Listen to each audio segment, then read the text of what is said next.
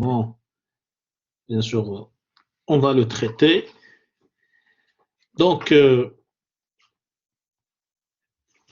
un cas, comme le cas toujours, donc je vous donne un cas global et auquel, bien sûr, on va essayer de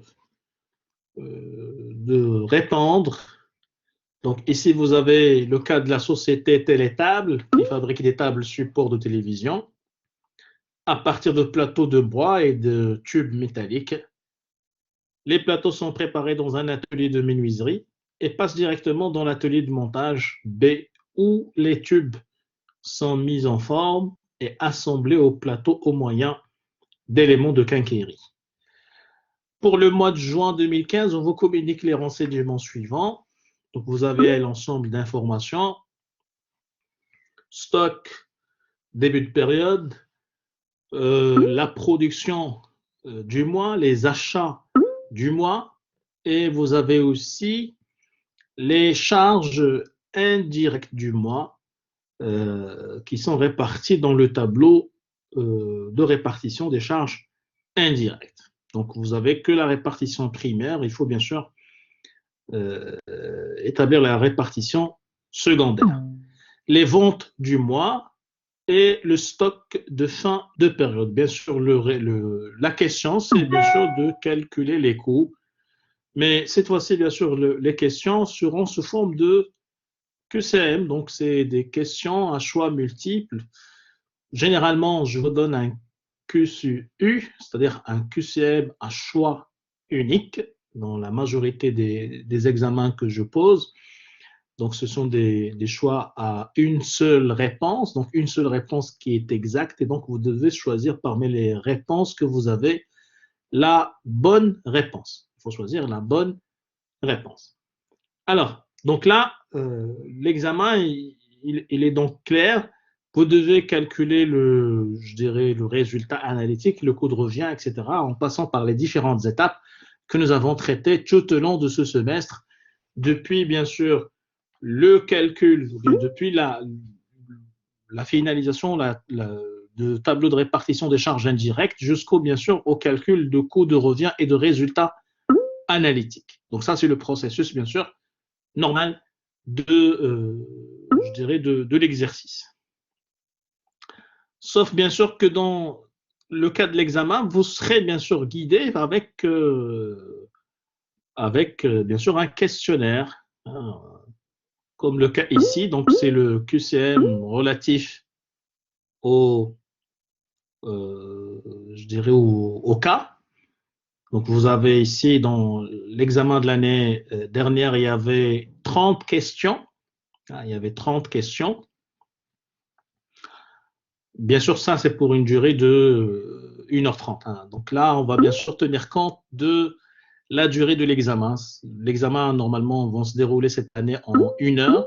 Et donc, vous aurez bien sûr, je dirais, des questions ou bien que vous pouvez bien sûr réaliser en 1 heure, puisque la durée de l'examen cette année, ça sera 1 heure, vu les conditions actuelles, les conditions bien sûr particulières que nous vivons. Donc, alors, première question, donc le montant de la section. Là, dans l'examen, généralement, je cherche à aller en respectant les mêmes étapes hein, qu'en faisant dans la correction normale. Hein. C'est comme si vous corrigez, bien sûr, je dirais manuellement votre exercice. Et donc, je vais aller avec vous étape par étape, bien sûr, tout au long de ce que c'est. Donc, la première étape, bien sûr, ça concerne l'établissement de tableaux de répartition des charges indirectes. Et donc, vous aurez des questions, bien sûr, par rapport à ce tableau. Par exemple, le montant de la section prestations connexes après intégration des prestations réciproques s'élève. Ah, et donc là, il faut passer par la résolution de notre système d'équation. Alors, je vais essayer d'ouvrir ça séparément.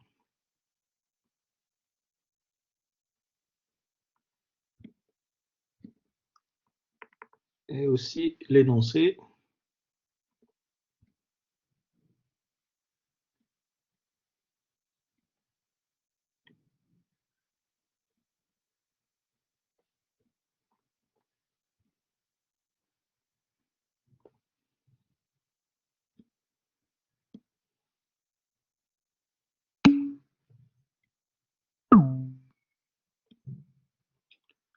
Voilà. Donc, là, où est-ce qu'ils sont? Là.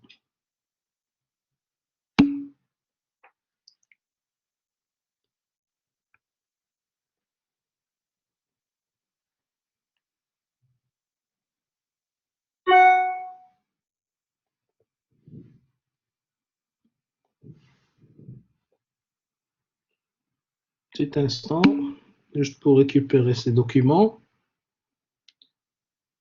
Oui, la séance est déjà enregistrée. Donc, vous aurez l'enregistrement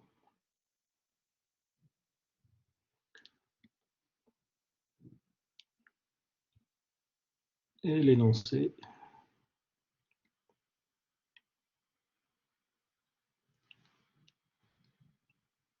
Voilà.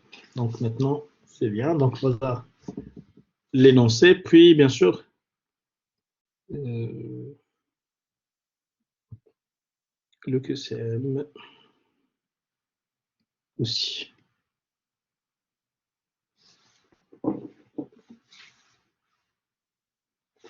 Voilà, donc on a dit la première question, donc le montant de la section prestations connexes après intégration des prestations réciproques s'élève à. Et donc là, pour répondre à la question, il faut bien sûr résoudre le système d'équation, hein, puisque ici nous avons des prestations connexes entre les deux sections auxiliaires, 20%, 15%, et donc il faut bien sûr passer par la résolution de système d'équation, hein, pour déterminer bien sûr le montant de la prestation, de la section prestation connexe. Hein, on cherche bien sûr le montant des charges de la section prestation connexe. Combien ce montant-là? Et donc il faut bien sûr passer par le système pour déterminer ce montant. Est-ce que c'est 12 250, 17 000, 16 000, 13 000? Ou bien aucune réponse n'est exacte. Si la bonne réponse ne se trouve pas parmi les 4 premiers choix, donc vous pouvez également cocher la réponse E. D'accord? Donc là, bien sûr, en faisant les calculs, on ne va pas faire la correction parce que ici, je cherche également ou bien uniquement à vous montrer la démarche, bien sûr, que vous devez suivre pour résoudre, bien sûr, l'examen. Donc là, B, voilà, voilà, c'est exact. Donc c'est B dans la correction. C'est la réponse B. Alors, maintenant, comment vous allez bien sûr dans l'examen, parce que dans l'examen, vous n'allez pas répondre dans l'énoncé. Il faut répondre dans la feuille, bien dans une feuille, bien sûr, de réponse spécifique. Je ne sais pas si je l'ai ici.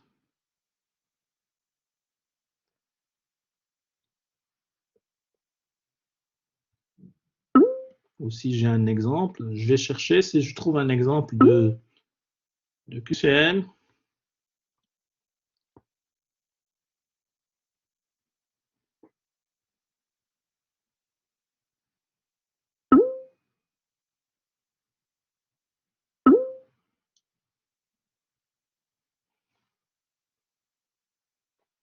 Comme ça.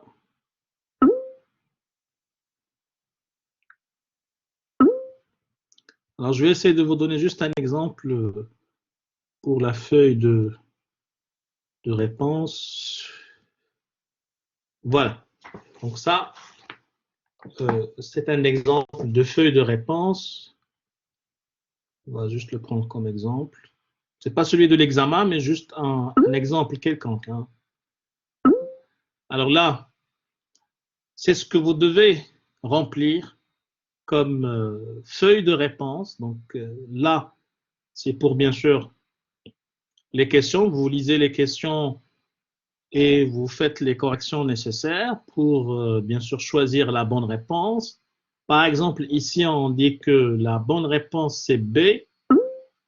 Je vais aller bien sûr dans la feuille des réponses et je dois cocher la bonne réponse. Donc, qu'est-ce par exemple, ici, si on suppose la question 1, la bonne réponse, c'est B. Il faut bien sûr cocher la case B.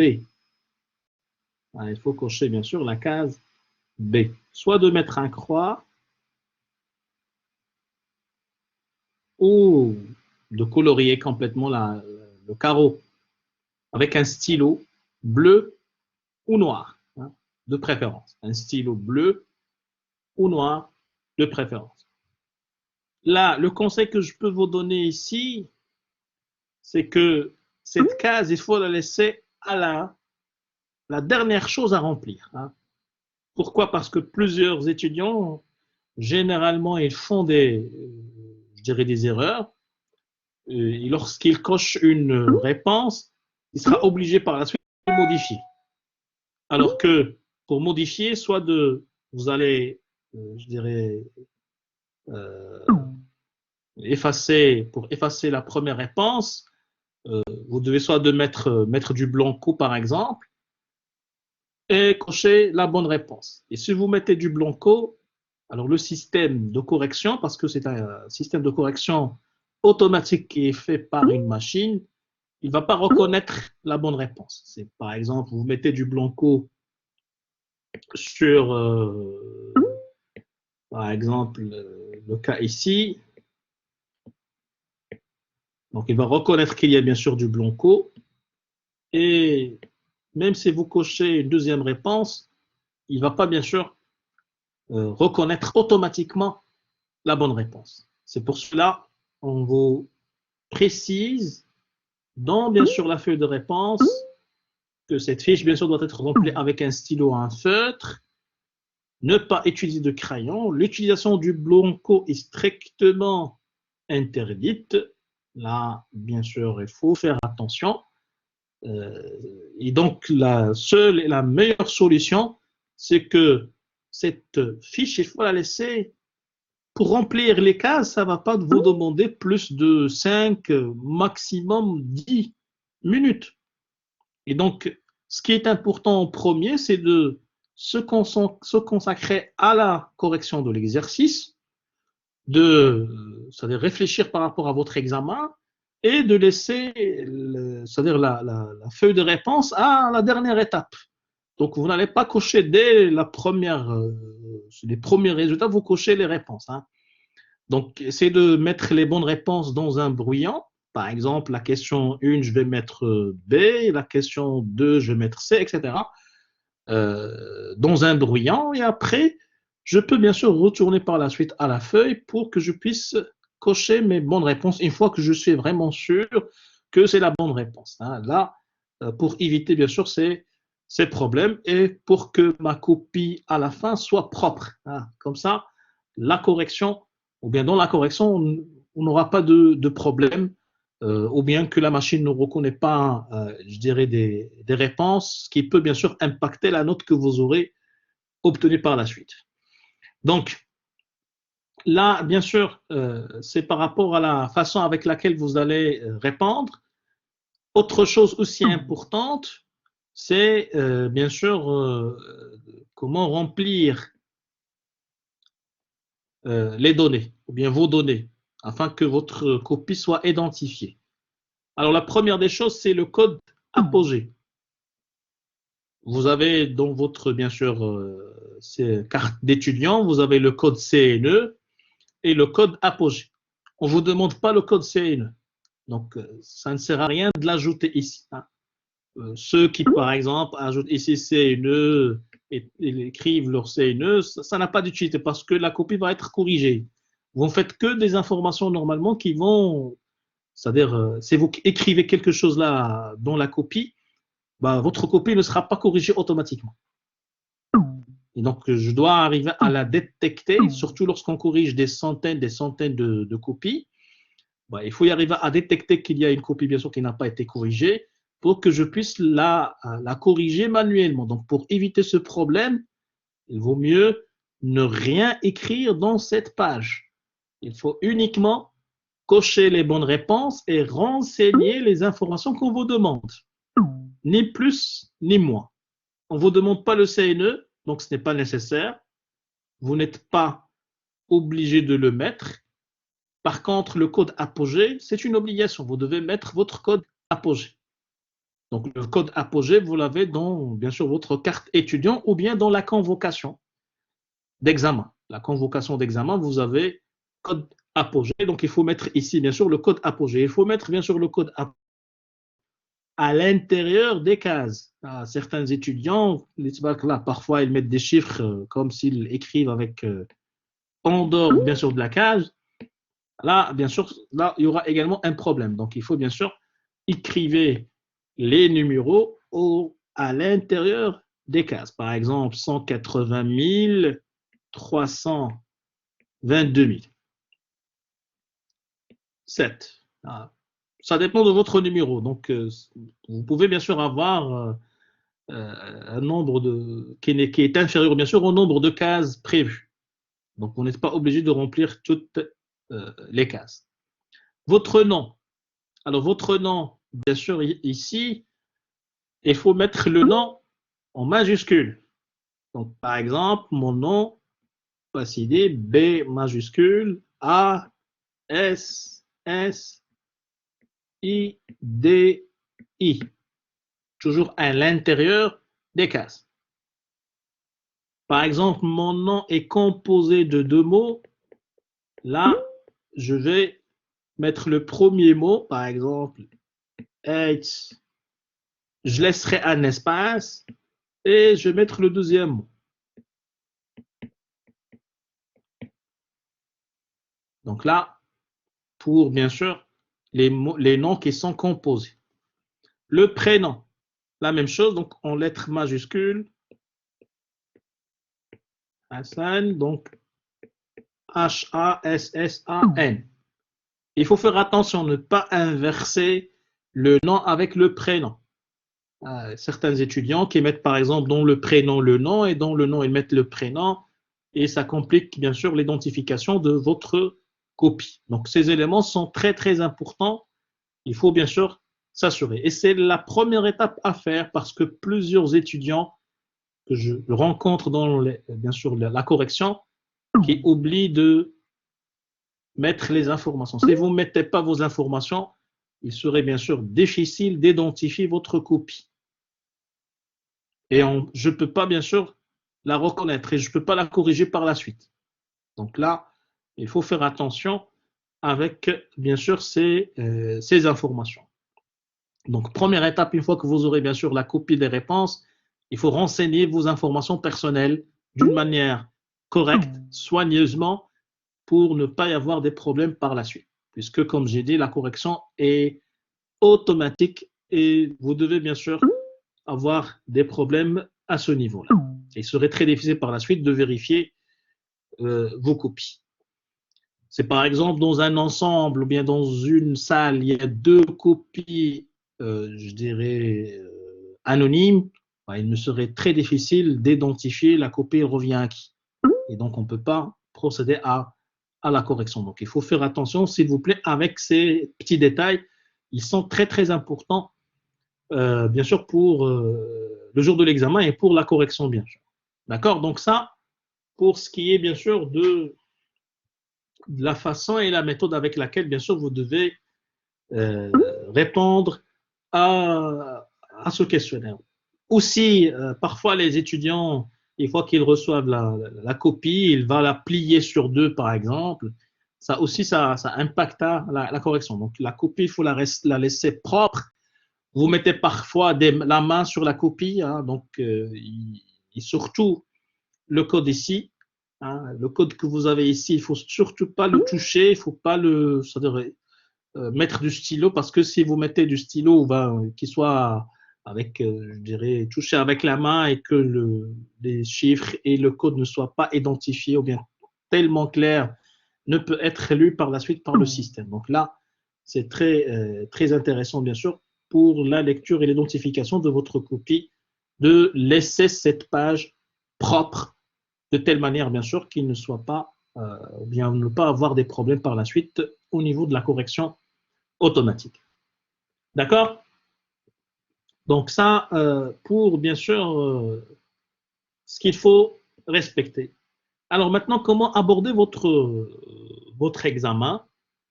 La première des choses, comme j'ai fait, donc il faut lire attentivement l'énoncé du cas.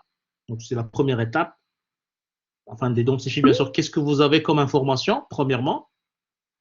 Et donc la lecture, bien sûr, de l'ensemble des informations. Par la suite, il faut procéder, bien sûr, à une lecture globale de l'ensemble des questions. Donc comme ça, vous savez ce que vous devez faire, puisque ici, il s'agit bien sûr de QCM. Peut-être je vais vous poser des questions précises. Par exemple, ici, le montant de la section prestations connexes. Donc, c'est ce que vous avez. Le montant de la section de gestion des moyens. Donc, vous devez calculer bien sûr les deux sections auxiliaires. Le nombre d'unités d'œuvre, par exemple, de la section approvisionnement. Mais pour calculer le nombre d'unités d'œuvre de la section approvisionnement, il faut calculer le nombre, par exemple. Il faut calculer par la suite le coût. Donc, comme j'ai dit, j'essaie de donner les questions d'une façon, je dirais, progressive. Hein. Donc, le nombre d'unités d'œuvre pour les différentes sections. Donc, section approvisionnement, atelier 1, atelier B, etc. Et par la suite, on passe au calcul de coût de l'unité d'œuvre. Il se peut, par exemple, que dans un examen, je vous donne directement dans une question le coût de l'unité d'œuvre, sans vous demander le nombre d'unités d'œuvre. Et dans ce cas-là, bien sûr, vous devez, euh, dans le calcul, passer par les étapes, c'est-à-dire calculer en premier le nombre d'unités d'œuvre et par la suite de calculer le coût de l'unité d'œuvre. C'est pour cela, bien sûr, que je vous dis, il est bien sûr important de lire l'ensemble des questions. Comme ça, vous allez avoir une idée précise de ce que vous devez faire. Donc, quels sont les éléments que vous allez calculer et qu'est-ce qu'on vous demande? Parfois, par exemple, je vais vous demander de calculer le coût je dirais, unitaire de la section approvisionnement. Je ne vais pas demander celui de l'atelier 1. Et donc, vous pouvez bien sûr savoir qu'est-ce qu'il faut calculer de ce qu'il ne faut pas calculer. Comme ça, vous allez optimiser votre temps. Et donc là, bien sûr, c'est un élément aussi important. Donc, après, bien sûr, la lecture de l'ensemble des questions, donc vous devez déterminer quels sont, bien sûr, les éléments à faire. Et il vaut mieux que vous soyez bien organisé. À chaque fois que vous lisez, bien sûr, les questions, il faut savoir ce qu'on vous demande et de noter ça, par exemple, dans le brouillon. Je dois, par exemple, calculer le coût d'unité d'œuvre de la section approvisionnement, je dois calculer le coût d'unité d'œuvre des ateliers, je dois calculer le coût d'achat uniquement pour le matière M ou bien pour la matière N. Donc tout cela, il faut bien sûr laisser un peu de traçabilité pour que vous puissiez vous organiser avant de commencer, bien sûr, la correction du cas et de l'examen. Donc, une fois que vous terminez, bien sûr, les questions, la lecture des questions auxquelles vous devez répondre, là, vous commencez, bien sûr, la correction de votre examen. Hein, la correction, bien sûr, de votre examen. Bien sûr, ici, en question de forme, donc, puisque l'examen est sous forme de QCM, je ne vous exige pas de tracer des tableaux. Donc, si cela, bien sûr, va vous prendre, je dirais, beaucoup de temps, vous pouvez, bien sûr, ne pas tracer les tableaux, vous passez d'une façon directe, faire les calculs pour que vous puissiez, bien sûr, chercher la bonne réponse. Parce que, quand même, pour tracer les tableaux, etc., ça peut, bien sûr, prendre un peu de temps. Et donc, vous devez, je dirais, être plus intelligent dans la façon avec laquelle vous abordez votre examen. Oui, c'est la dernière séance aujourd'hui. Donc, puisqu'on a fait des cas, on a fait suffisamment de cas, on a fait des exemples. Et donc, aujourd'hui, a été réservé uniquement pour comment traiter l'examen. Donc, voilà ce que j'ai dit par rapport à ça. Donc, La lecture, bien sûr, des questions est très importante afin de déterminer bien sûr, votre objectif et quelles sont les étapes avec lesquelles vous devez passer pour répondre à toutes les questions. Et voilà ce qu'on peut bien sûr faire dans le cadre de l'examen. Comme j'ai dit, l'examen, ça sera sous forme de questions, donc c'est questions à choix unique, généralement. Hein, c'est ce que je donne comme examen. Donc, vous aurez une seule bonne réponse. Hein, une seule bonne réponse. Non, l'examen, c'est d'une durée 1 heure. Donc, vu les conditions actuelles, euh, donc le conseil d'établissement a décidé que les examens vont être en présentiel, premièrement. Donc, c'est une décision, bien sûr, du conseil d'établissement, puisque c'est l'instance qui décide dans la faculté. Vu que, alhamdoulilah, donc les cours ont été bien déroulés, même à distance, donc les étudiants ont accès aux cours, ont également, pour plusieurs professeurs, il y a des enregistrements, et cela a été beaucoup plus, je dirais, positif dans, dans cette situation, pour vous permettre bien sûr de suivre vos cours dans les meilleures conditions. Donc, j'ai dit que l'examen, ça va être en présentiel pour une durée d'1 heure. Hein. Donc, l'examen, il va être adapté à cette durée. Donc, vous aurez un cas et des questions que vous pouvez traiter en 1 heure maximum. Donc, on va prendre en considération, bien sûr, cela.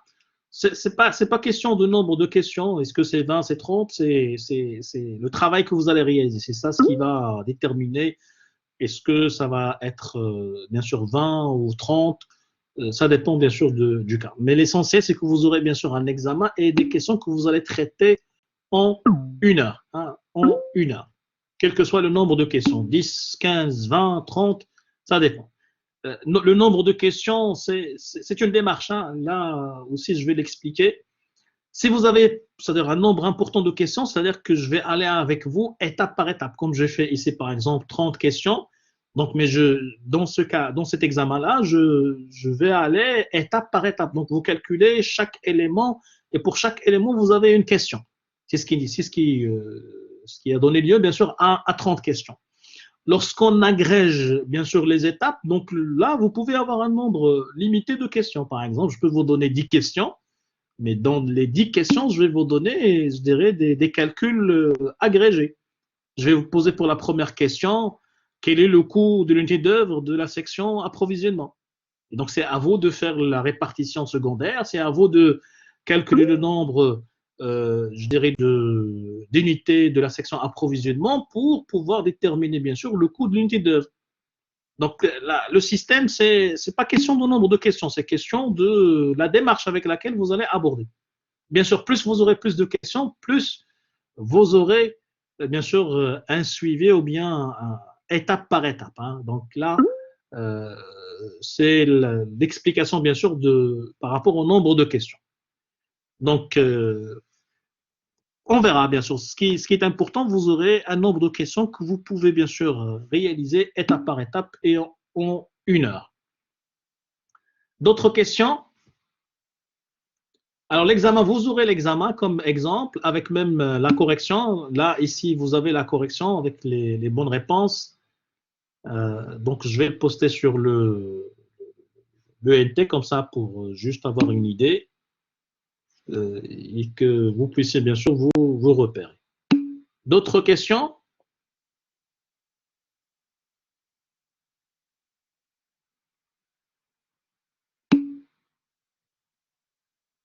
Donc, voilà, d'une façon globale, la démarche hein, avec laquelle vous devez mener votre examen. J'espère que bien sûr, vous avez bien profité, bien sûr, de ces séances. Je pense que vous êtes une promotion, même si les conditions n'étaient pas vraiment, je dirais, favorables avec la crise de la Covid. Mais je pense que c'était favorable pour vous, puisque vous avez eu la chance de suivre les cours à distance, vous avez eu la chance d'avoir ces cours disponibles tout au long de la semaine, tout au long de la journée, pour que vous puissiez bien sûr revenir sur ces cours et les réviser. Et donc, c'est une bonne chose, c'est une bonne initiative aussi pour l'enseignement, bien sûr, supérieur, puisque l'enseignement à distance, je pense que ça devrait être un pilier dans l'avenir pour améliorer, bien sûr, la qualité d'enseignement. Et j'espère que cela, ça va aussi vous permettre, bien sûr, d'améliorer vos connaissances, vos compétences en la matière, donc en comptabilité analytique, même si, donc, par force de temps, on n'a pas pu traiter tous les chapitres, tous les éléments liés à la comptabilité analytique. On est dans des conditions, bien sûr, particulières. Espérons les années prochaines, on peut, bien sûr, avec l'enseignement à distance, on puisse enrichir le programme et compléter l'ensemble des chapitres. Donc, je vous souhaite bonne journée. Je vous souhaite également bonne période de préparation. Et bien sûr, je vous donne rendez-vous, l'examen, bien sûr, qui, je souhaite, va être un succès pour vous et que vous aurez, bien sûr, de bonnes notes, Inch'Allah. Merci à vous. Donc, on se limite à ce niveau-là. Et au revoir.